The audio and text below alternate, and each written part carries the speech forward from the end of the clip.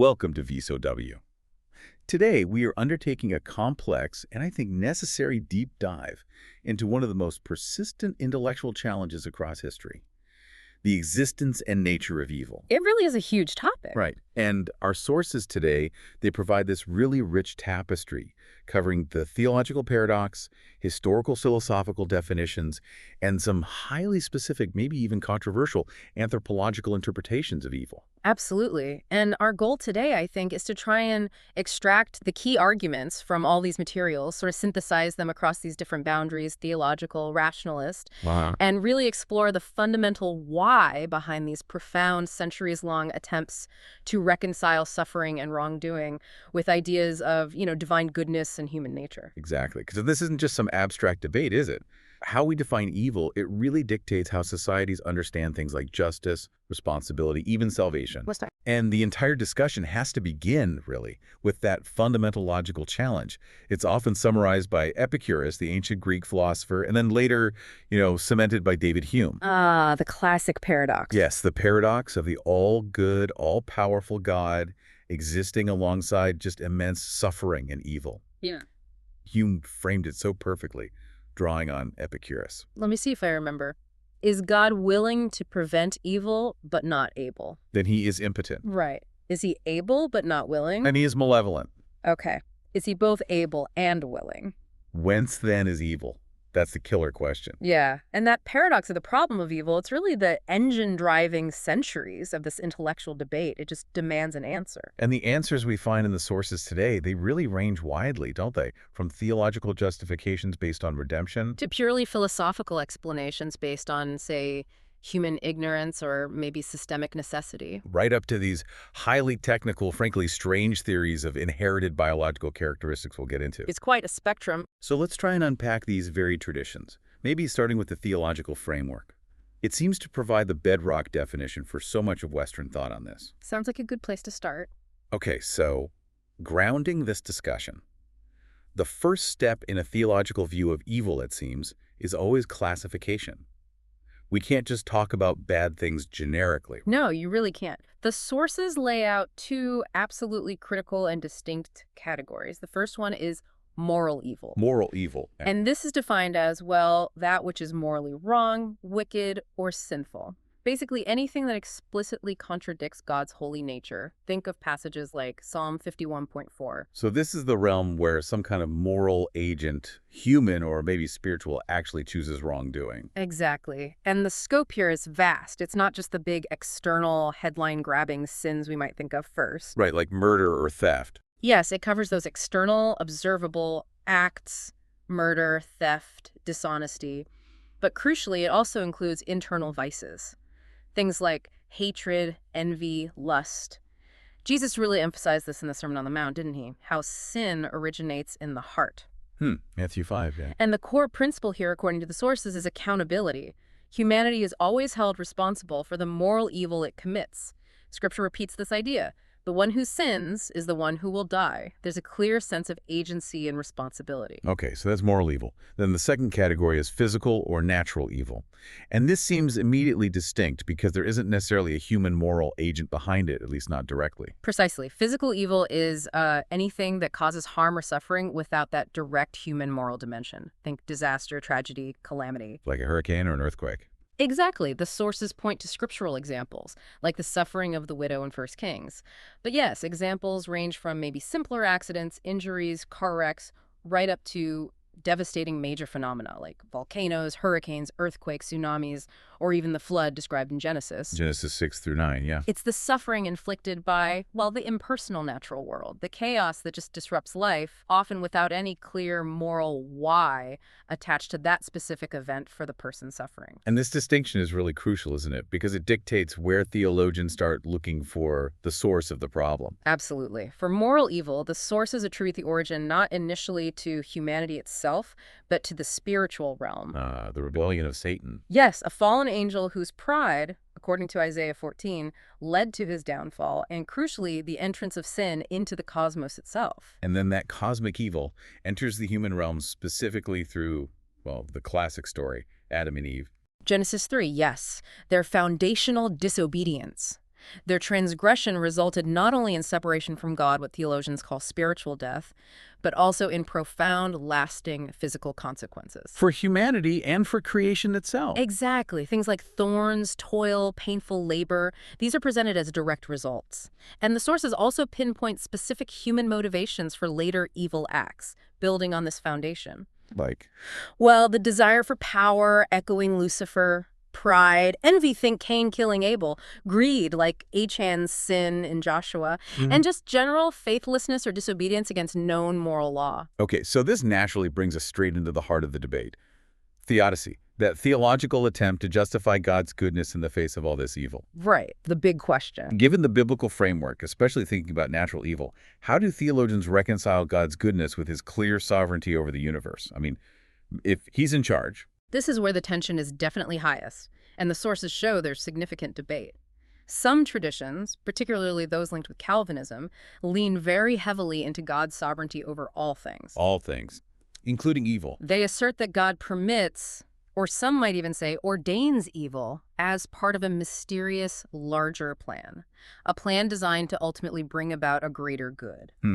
But they're always very strict in clarifying that he is absolutely not the author of moral evil itself. The evil choice, the sin, always belongs to the agent, the human, or the angel. God just allows it within his overarching plan. That feels like a very precarious line to walk, doesn't it?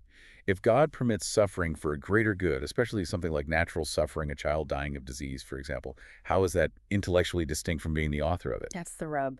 You know, the listener might ask, if an outcome is ordained, even permitted within a plan, where's the ultimate moral distance for God? That is precisely the tension.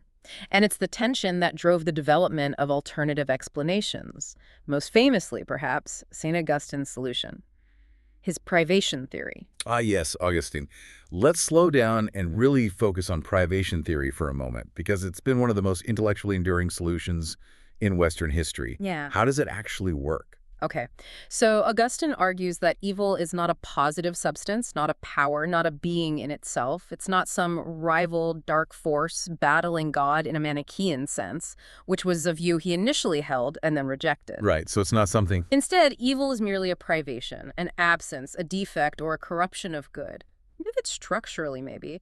God created a world that was entirely good, but because it was created, it is, by definition, finite, and therefore subject to change, to decay. So evil is the decay of that original goodness. Precisely. Just as, cold is often described as the absence of heat, and darkness the absence of light. Moral evil is the absence of the goodwill, or the corruption of it.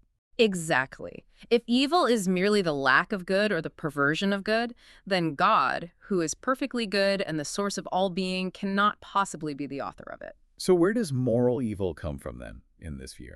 It results when a created being, one with free will, chooses a lesser good over the greater good. It's a turning away from God, a perversion of the good that God created, leading to this defect, this privation. And this perspective became hugely influential, didn't it? Defining medieval thought through figures like Thomas Aquinas. Absolutely dominant for centuries. But the sources also acknowledge the enduring criticism, especially when it comes to natural evil. If a hurricane hits and wipes out a town, is that just a privation of orderly nature? It feels like it requires a positive force of destruction. That's generally seen as the theory's Achilles heel. While privation theory works quite elegantly, arguably, for moral evil human choice turning away from good, it struggles to account for massive, impersonal, natural suffering that seems independent of any specific human sin causing that event. Even if theologians try to connect natural evil back to the general consequences of Adam's sin on the cosmos as a whole. Even then, yes. The sheer scale and the apparent randomness of some calamities still challenge the idea that God is not somehow actively involved, even if only through, let's say, passive permission or upholding the natural laws that allow such things. It feels less like a mere absence. So theological justification seems to go only so far before hitting that kind of metaphysical wall. How does the biblical framework offer a final resolution then, if not purely through logic? Well, this is where the biblical narrative, as presented in the sources, sort of transcends pure philosophical justification. The ultimate response isn't really a logical diagram proving God's innocence. It's presented as an action-based threefold process. Okay, what are the three parts? First, judgment, holding moral agents accountable for their actions. Second, redemption, This is achieved through Jesus Christ, who, in Christian theology, conquered evil and death through his own death and resurrection. And third, Restoration, the ultimate promise of returning creation to its original state of perfection, eventually eliminating death and suffering entirely. A future hope. and underpinning all of this, the sources suggest the overarching resolution, the one that resolves the tension not through logic but through relationship, is forgiveness. Is that I right? think that's the powerful theological claim, yes. Forgiveness, in this context, it's defined as acknowledging the wrong committed, crucially, not excusing it because that would violate God's justice, but actively releasing the condemned from the deserved punishment. How is that possible within the system? The sources highlight the core Christian belief that God chose to take the consequences for sin upon himself on the cross. This provides a path not just to understand evil intellectually, but to actively overcome all evil and suffering through a transformative relationship with him. So it grounds the solution in radical love and sacrifice. Exactly. Which, of course, sets the stage for centuries of philosophical reaction against this kind of supernatural, faith-based resolution. Okay, so moving now from that theological world, where the problem of evil is ultimately addressed through divine action and redemption, we shift entirely to the purely philosophical arena. Right. A different landscape. And here, thinkers often seek to explain evil using rational mechanisms, human intellect, or maybe systemic necessity. They're consciously moving away from supernatural resolutions. Yeah, this transition is really crucial. We move from asking, why does God permit it, to questions like, what is wrong with humanity that we committed? Or how can our own reason account for it? So let's start way back with the Greeks and classical intellectualism, Socrates and Plato. They gave us one of the earliest and clearest secular explanations. Yeah. Evil is basically ignorance. Yes, the foundational belief here is that famous Socratic maxim, no one errs voluntarily. Moral evil, in this view, isn't seen as inherent malice or a bad will. It's understood as a consequence of a fundamental lack of knowledge.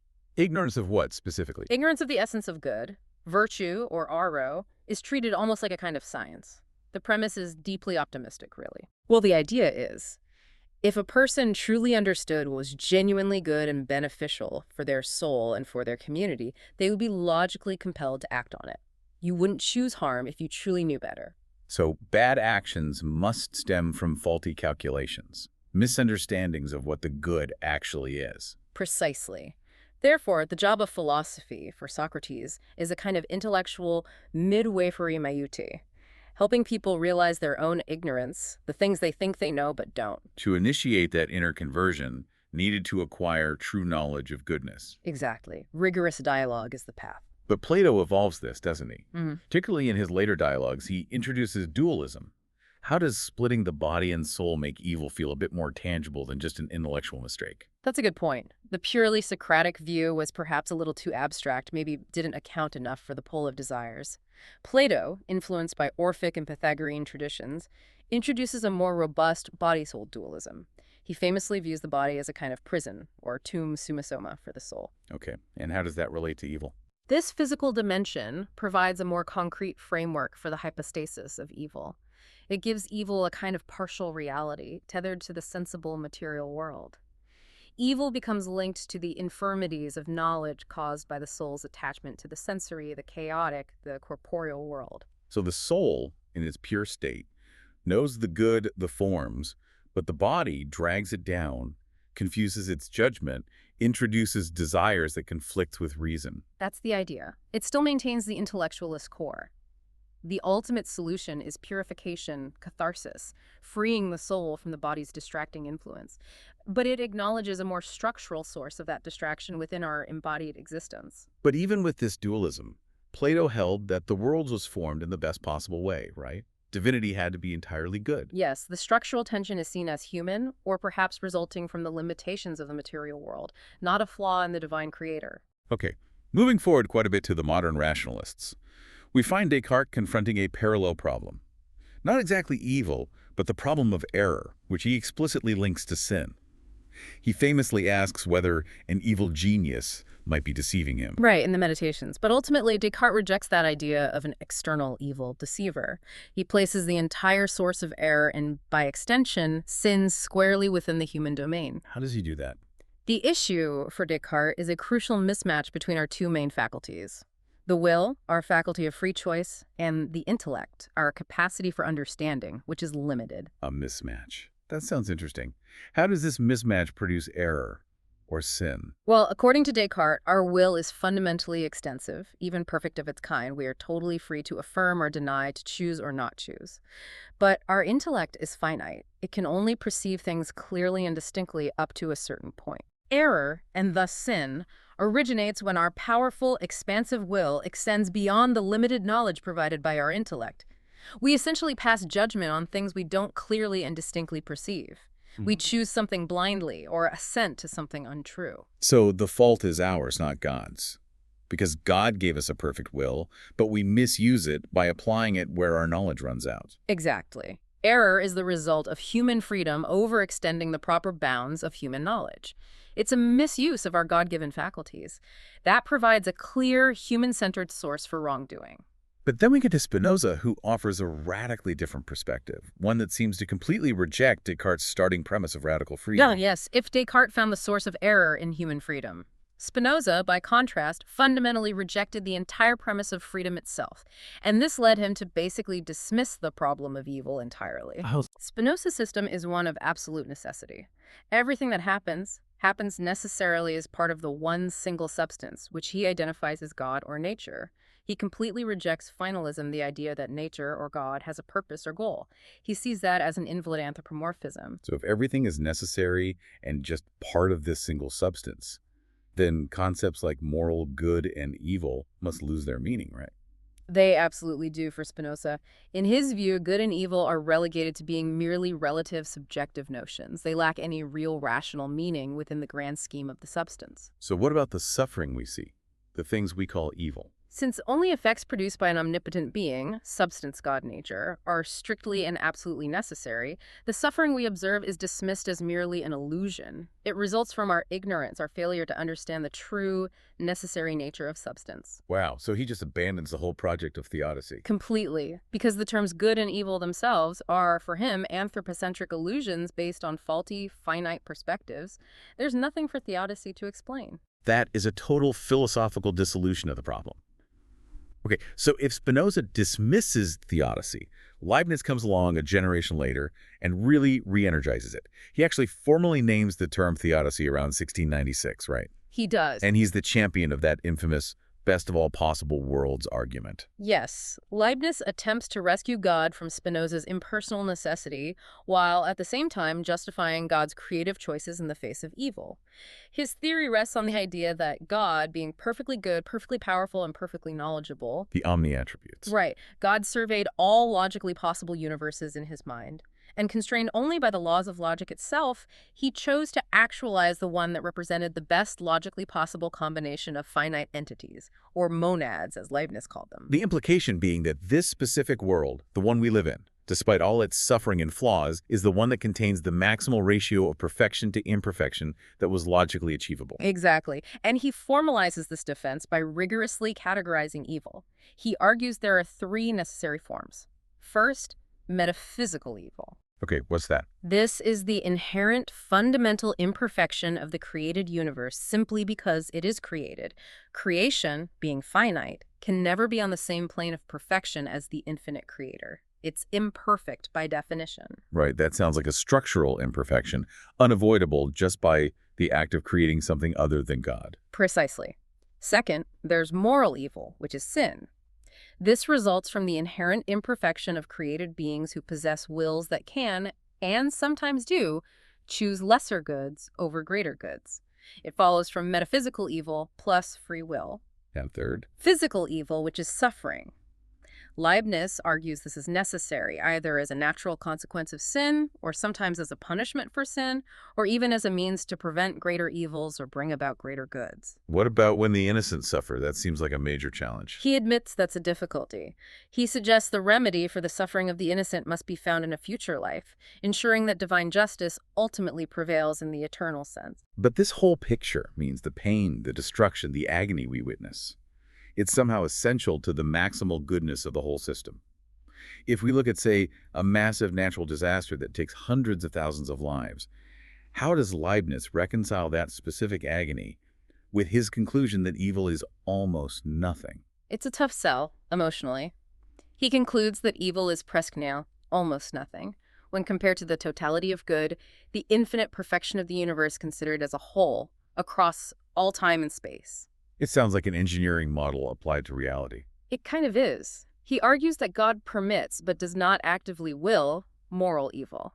And the physical evil, the suffering we endure, is viewed as relatively minor collateral damage compared to the magnificent overall architecture of the divine creation. If you were God, logically surveying all possibilities, this specific mix of good and unavoidable evil was the most optimal plan available. It's a view that fundamentally differs from, say, existentialism later on, which insists that suffering is profoundly real and central to meaning, not just some necessary footnote in God's calculation. Absolutely. It highlights the vast difference in starting assumptions about reality and value. Okay, here's where the philosophical analysis takes a really surprising and, frankly, controversial turn. We move to Immanuel Kant. Kant. His concept of radical evil acts as this crucial, maybe unsettling link. It seems to blend abstract moral philosophy with a very specific and, as our sources suggest, almost proto-biological view of human nature. This section, I think, demands really critical examination. Yes, Kant's 1793 work, Religion Within the Boundaries of Mere Reason, is explosive precisely because it introduces this idea of a universal inherited tendency toward wrongdoing. This goes way beyond simple mistakes or Socratic ignorance. How does he define radical evil? The sources say it's not based on timing, like when Adam first sinned? No, it's defined conceptually. It's the ultimate subjective foundation of all evil maxims or life rules that we adopt. So it's not a specific bad action itself, but the internal structure of our will that allows us or even inclines us to choose bad actions. Our sources define this as the inherent reversal of the moral order. That's the absolute key analytical insight from the sources. Radical evil is the fundamental tendency. Kant calls it a propensity, Hängsamkeit, to prioritize our natural inclinations, our self-love, our desire for happiness, above the moral law, the categorical imperative, when we formulate our guiding principles, our maxims. So we put desire before duty, fundamentally. In essence, yes. And Kant distinguishes this universal propensity to evil from an innate predisposition to good, Anlage zum Guten. We still have that predisposition to good, meaning we retain freedom and the capability for moral action. We can follow the moral law, but this propensity to evil actively solicits us, tempts us toward transgression. What makes this concept radical, though? Kant insists this propensity is universal, yet somehow freely chosen by each individual at some deep, maybe incomprehensible, pre-moral level. It's an evil rooted in pure reason itself, not just our senses. Exactly. It's inexplicable how we freely choose this prioritization, but he insists we do. But then, as our sources powerfully reveal, he immediately seems to ground this abstract moral concept in the physiological realm. This is the really surprising part. Absolutely. The specific concepts Kant uses here, Keim, which means seeds or germs, and Anlagen, predispositions or natural endowments. These are not just abstract metaphors. They originate directly in his earlier, quite separate work on race theory and physical anthropology. Wow. So Kant's theory of radical evil is fundamentally, according to these sources, a theory of organic characteristics rooted in human anatomy and natural history. He's describing the inherited human raw material that practical philosophy then has to work with. That's the argument presented, yes. It's a startling connection. Let's talk about the astonishing detail our sources reveal regarding hereditary transmission. This seems to completely rework the traditional theological doctrine of original sin. It does. Kant recognized a huge problem with the traditional doctrine. Inheriting moral guilt from Adam seems to ruin individual accountability. If you inherit guilt, how can you be truly responsible? And for Kant, that ruins morality itself. So he had to reject inherited guilt. Okay, so what does he replace it with? Instead, he transforms the doctrine into the inheritance of a universal propensity to evil. He argues that Adam's first transgression wasn't the cause of our guilt, but merely the occasioning cause that activated something already latent in human nature. Like what? It was like a change in climate, causing a seed, a keim that was already present, to suddenly sprout or germinate.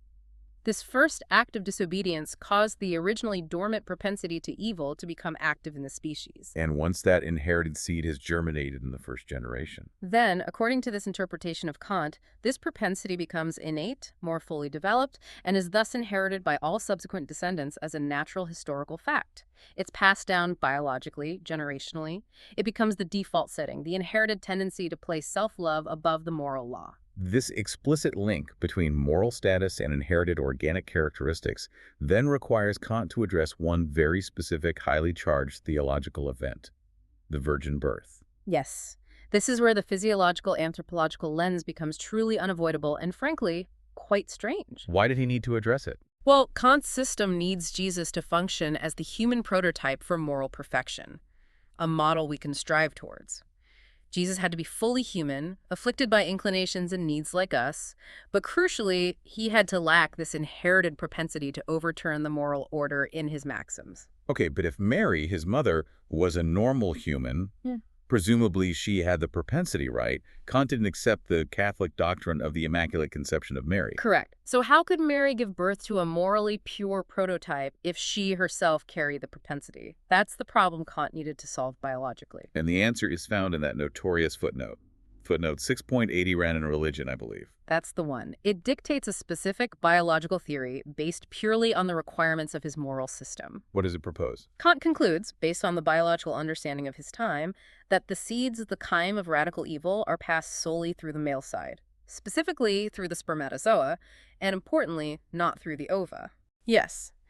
This theory conveniently ensures that Jesus, conceived without a human biological father, would be born without the specific seeds of the Hang Zimbos. This allows him to fulfill the philosophical requirement of being a morally pure prototype, untainted by the inherited propensity. That's quite something. It's an instance where 18th century, highly specific and likely incorrect biological speculation is basically being retroactively enforced by the demands of Kant's abstract moral system. It really is. So Kant, the philosopher famous for universal abstract moral law derived from reason alone, is grounding the fundamental moral status of the entire human species and the possibility of its redemption through a prototype in a highly specific biological theory about male heredity. Doesn't that risk completely invalidate the universality of his moral theory if the underlying science turns out to be, well, wrong? It creates a tremendous vulnerability in the system, absolutely. It starkly shows the extent to which he seems committed, in this work at least, to naturalizing the source of evil, finding a basis for it in our physical makeup. He was trying to solve the theological problem of inherited guilt by replacing it with inherited biology. But in doing so, he seems to make morality dependent on physiology in a very direct way. It appears so, based on this reading. And this dependence on inherited organic characteristics leads directly to the darker, potentially racialized implications of the theory, as the sources strongly argue. Yes. If this development of predispositions and propensities unfolds over many generations, at the level of the race or the species as a whole, what does that imply about different human groups around the world, particularly non-Europeans in Kant's time? Well, the sources argue quite forcefully that this natural historical dimension of Kant's account implies that different human races could be seen as being at different stages of moral development. This development depends on the unfolding and germination of these inherited characteristics, the chyme and anlogin, within their specific ancestral lineages. So the strength of an individual's propensity to evil might be determined more by their ancestral line than by their personal efforts or environment. That's the uncomfortable implication drawn out by the sources, that your starting point morally is somewhat biologically predetermined by your lineage's natural history. So the philosophical universal form of the theory, the claim that all humans possess this propensity in some way, did not necessarily translate into universal application or equal intensity in Kant's own mind. That's the critical and very troubling conclusion drawn from the source material.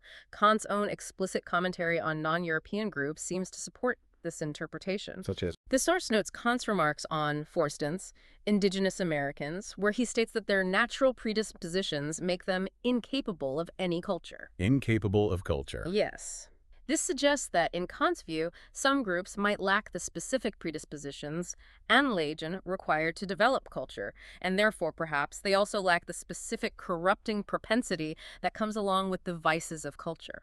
It's a complex and disturbing picture. But the end point is that the theory despite its formal definition applying universally, was potentially implicitly racialized through his underlying biological framework of hereditary transmission. That's the argument presented, yes. Yeah. That the framework itself allowed for, or even implied, unequal moral potential based on inherited racial characteristics. That is a staggering contrast, isn't it? A theory attempting to explain universal moral failure potentially simultaneously implying unequal moral potential based on inherited race. A very deep dive indeed. Okay, so that deep dive into Kant leaves us with evil sort of rooted in inherited human nature, biologically transmitted. Now, let's pivot quite sharply to some later philosophical interpretations. These either seem to absorb evil into a comprehensive historical system, or conversely, view it purely as an essential component of radical individual freedom. Right, a definite shift in perspective again. We could begin with Hegel, the great systematizer. He attempts to resolve the tension through historical dialectics, ultimately reducing evil to, well, almost a footnote in the grand march of the absolute spirit. Hegel's system. The suffering we experience, the specific agonies of history, they get drastically reduced in significance, don't they? Evil only acquires meaning when viewed from the totality, from the end point of history. How does he manage to neutralize the immediate problem of suffering? He uses that famous or perhaps infamous concept of the cunning of reason. Hegel argues that history isn't random. It's driven by the absolute spirit progressively realizing itself, moving toward greater freedom and self-consciousness. Okay. And where does evil fit in? Individual miseries, specific wrongdoings, selfish passions, even huge global tragedies are not ultimately pointless in this view. They are merely the necessary fuel, the negative moments that drive this larger historical engine forward. So, specific acts of evil and suffering are seen as necessary moments in the dialectical process. They serve a higher, positive, rational purpose for the absolute spirit, even if the individuals involved, the actors or the sufferers, are completely unaware of this larger plan. Precisely. The individual's selfish passion, their subjective evil, leads them to take actions that unintentionally advance the objective global goal of rationality and freedom. Think of it like a massive cosmic sacrifice play. Where something must die, individual happiness, perhaps individual justice in the short term, for something supposedly superior to be born the progress of the spirit towards its final self-realization. Exactly. Therefore, when viewed from the perspective of the necessary totality of history, evil is rendered somewhat illusory, or at least just a fleeting moment of negativity that gets overcome. The tragic element in existence is ultimately absorbed and justified by the logical triumph of historical reconciliation. It's really incredible that Hegel takes this specific, agonizing reality of suffering and essentially frames it as a kind of historical accounting error that will eventually balance out in the grand ledger of spirit. How can such a systemic view remain ethically viable for the individual actually caught in that suffering? Well, it shifts the focus entirely away from individual ethics and psychology towards historical inevitability. And that is precisely why the existentialist movement that followed reacted so vehemently against this kind of Hegelian system. They insisted that the individual's reality, their suffering, their choices are paramount. And this transition often begins with Nietzsche, who radically rejected traditional moral structures altogether. Yes, Nietzsche's immoralism aimed to revalue all values. But Max Scheler provides a fascinating psychological bridge here, linking traditional morality back to the concept of resentment. Resentment, that's a key term.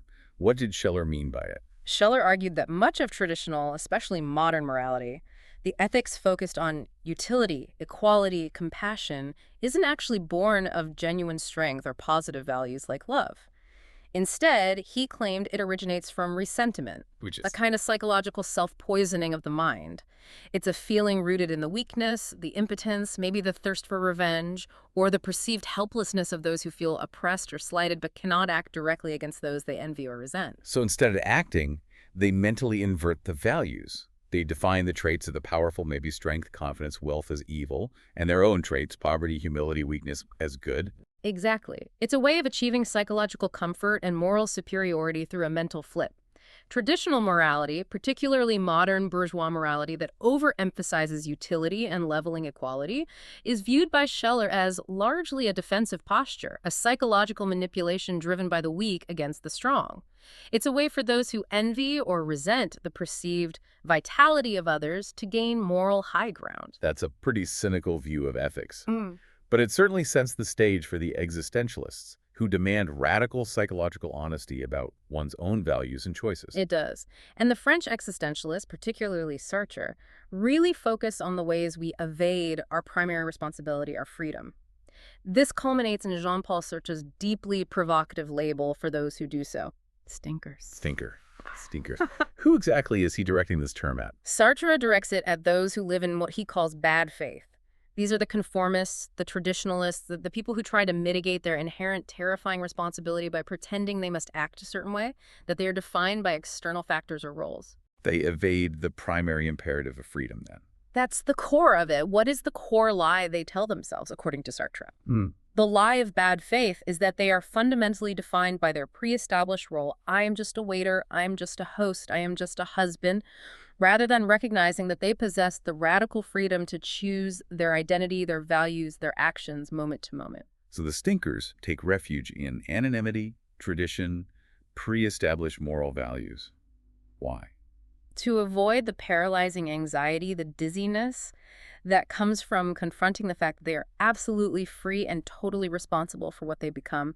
They are, in Sartre's view, moral cowards, incapable of facing the reality of the human condition. And their evasion, their flight into bad faith, is the closest thing to moral evil in Sartre's atheistic system. This focus on freedom, anxiety, and evasion brings us finally to Martin Heidegger. He seems to take the discussion of evil, or something like it, out of the purely moral realm and reframes it in ontological terms as a fundamental issue of the state of being itself. Yes, Heidegger, particularly in Being and Time, posits that human existence, Dasein, is naturally characterized by a drift towards inauthenticity. He calls this decay or falling. Verfallen. Decay. That sounds negative. Is it a moral sin in the traditional sense? Not exactly. It's presented more as an ontological pitfall. It is the tempting, easy state of giving up the unique potential of the self and living a facile, anonymous existence as the they, das Man, the default, conformist social self, concerned with averages and what one does. This decay constantly tempts us away from confronting our true individual potentiality. This sounds strikingly similar in some ways to Sartre's stinker, but framed as a fundamental tendency of existence itself, not just a moral failing. How does one escape this decaying, inauthentic state in Heidegger's view? The escape isn't primarily through reason or adhering to traditional virtues. It's through experiencing a specific, fundamental existential mood or sentiment, the feeling of anxiety. Anxiety again, like with Sartre. Yes, but for Heidegger, anxiety has profound ontological value. It's not just fear of something specific. It's the feeling that strips away the familiar world of the they and reveals nothingness, the background against which our existence stands out. It forces the individual to confront their own most non-relational possibility: death. So anxiety, though unpleasant, is actually a powerful, liberating force. It forces lucidity. For Heidegger, it is perhaps the only truly honest emotion, the one that individualizes us. To live authentically, then, is to embrace this understanding, to live as sensum tora, or being towards death. That means living in full, lucid accordance with the fact that our existence is finite and ultimately directed towards death. So evil, or its equivalent in this ontological context, is simply the cowardly flight from this terrifying freedom, the surrender to inauthenticity, ignoring the constant, subtle pull of nothingness that ultimately defines our individuality. That's a fair summary of how it's often interpreted, yes. It's the failure to resolutely take ownership of one's own finite existence in the face of nothingness. #outro. Wow. We have certainly navigated a wide range today, from theological resolutions grounded in divine sacrifice Through rationalist dismissals based on logical necessity or illusion. and into these deep anthropological and existential linkages, connecting evil to inherited human nature or the challenge of individual freedom. Yeah. Whether we frame it as Adam's original sin, or Augustine's absence of good, or Socratic ignorance, or Kant's inherited biological propensity, or even Sartre's failure to embrace freedom. The sources really show us that the problem of evil is so profoundly complex because grappling with it requires us to define what humanity fundamentally is. And if we try to connect this all back to the bigger picture, we've examined frameworks that see evil almost as a universal inherited biological trait, especially in that radical interpretation of Kant, where physiology seems to dictate moral potential. Versus frameworks that see it as a contingent, yet maybe equally universal, failure of individual freedom and choice as highlighted by Descartes, Sartre, and maybe even Heidegger in his own way. The debate ultimately seems to pit some form of inherited nature or structure against absolute, terrifying personal responsibility. The journey through these diverse sources really illuminates how profoundly different the proposed response to evil is, depending on the starting premise, doesn't it? Absolutely. Do we primarily require redemption from some inherent structural or inherited flaw, as the theologians and maybe Kant argue?